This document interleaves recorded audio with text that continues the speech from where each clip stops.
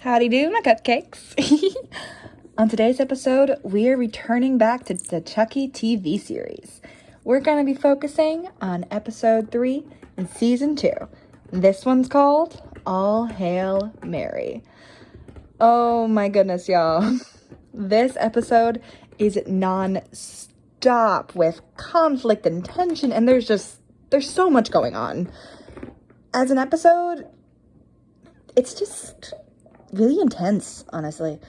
It was hard to absorb all the information, and honestly, I wish it was slow. Here, let's dive into those complicated issues.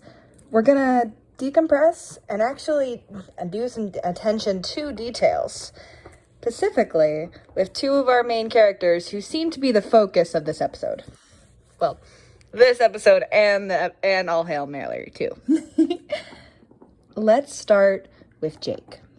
We haven't talked too much about him on this show, but he's not doing too good.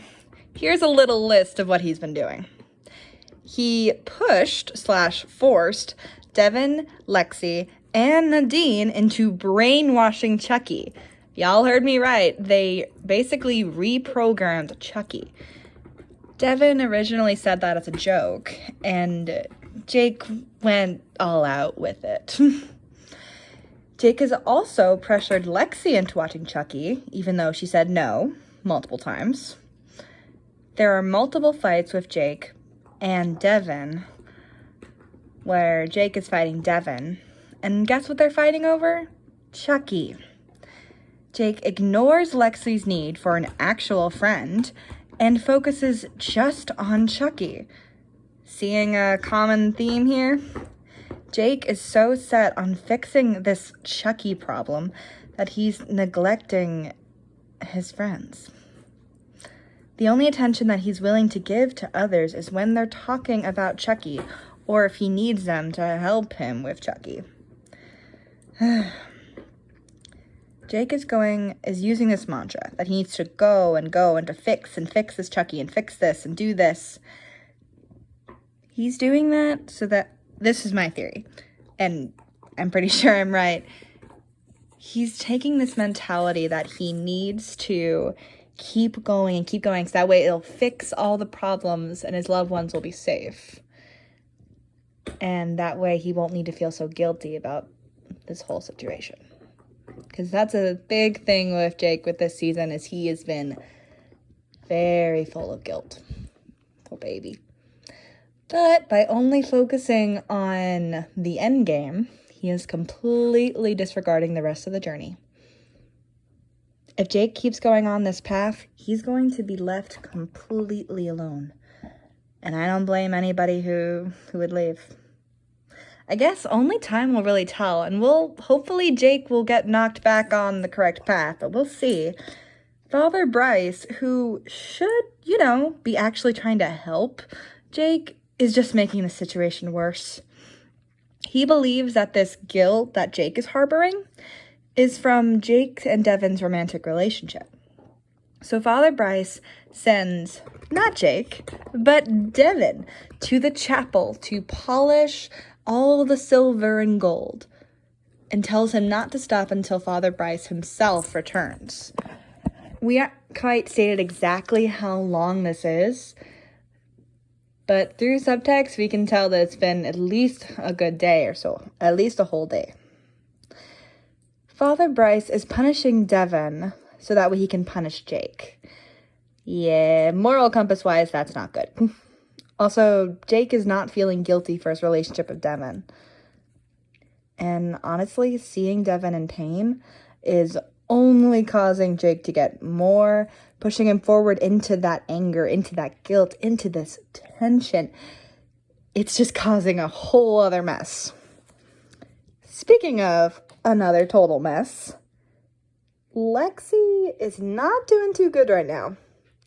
She's still taking the stolen meds from her mom. She's taking them to numb herself.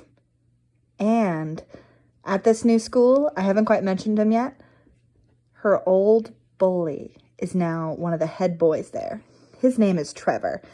And according to Lexy, he is worse than Chucky.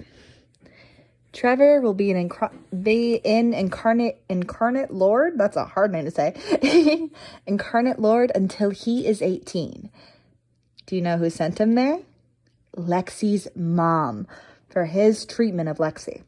We're not quite told what he did to her, but it must be really bad. His plan that he shares very openly to Lexy is to enact his revenge on her. He follows her around and threatens her to saying how he can make this place so much worse. He even says that she needs to give herself to a higher power. And Lexy, assuming he's talking about God, tries to shove him away. Trevor comes back by saying he meant himself. He calls her Alexandria, a name she does not respond to. Lexy is just not doing well. Struggling with withdrawal from her pills and terrifying memories from her past. She's struggling. And then thrown into her watching Chucky. Here's the main reason why I'm not super okay with her talking to Chucky. Remember the season finale of season 1 with Lexy, Chucky, and Junior? Yeah.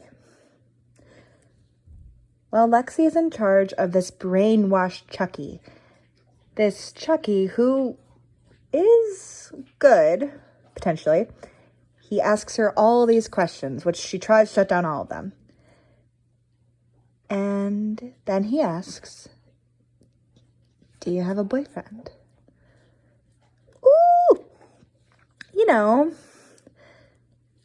And Lexy pauses, remembering Junior.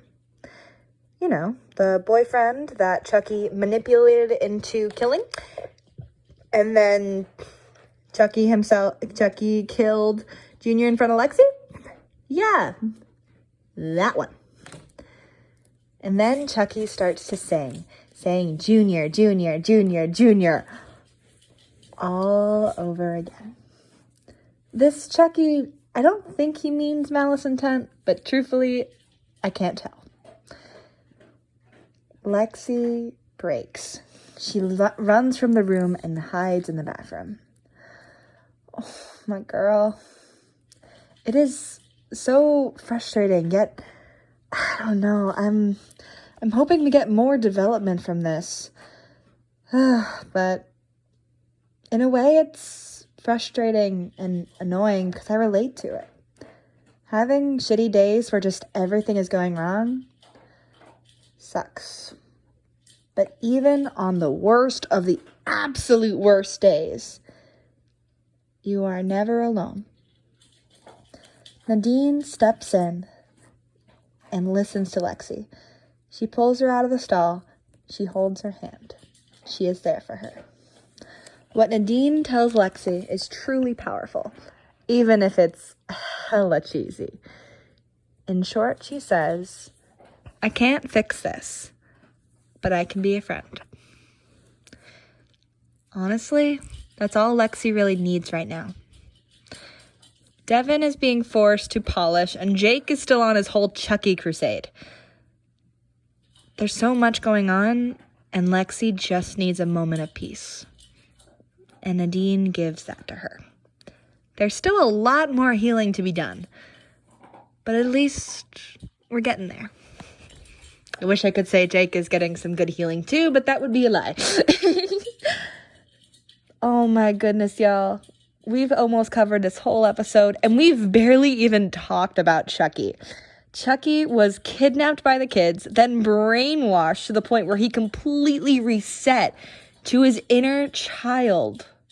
What? He also completely forgot everything, and he's just very curious. And he ends up really taking to these kids. And honestly, it's really cute to see Chucky act this adorable. I'm not fully convinced that he's pure innocent yet, but I kind of hope he is, because that would be a really nice dynamic to explore. But I also don't know if I trust it. I guess we will see. When Chucky hears about how the doll needs to be returned to Father Bryce, Chucky goes to the desk. He sits down and waits. Thus, Father Bryce sees the doll and then frees Devin of his polishing punishment. Jake and Devin unite. Lexy and Dean unite with them. And then they wonder, what happened? And why is there so much else going on? And then there's a buff Chucky that shows up. Yeah, we'll talk more about that in the next episode. Potentially, if we need to. I hope you guys enjoyed my lovely cupcakes, and I will talk to y'all next time on our lovely show. Bye!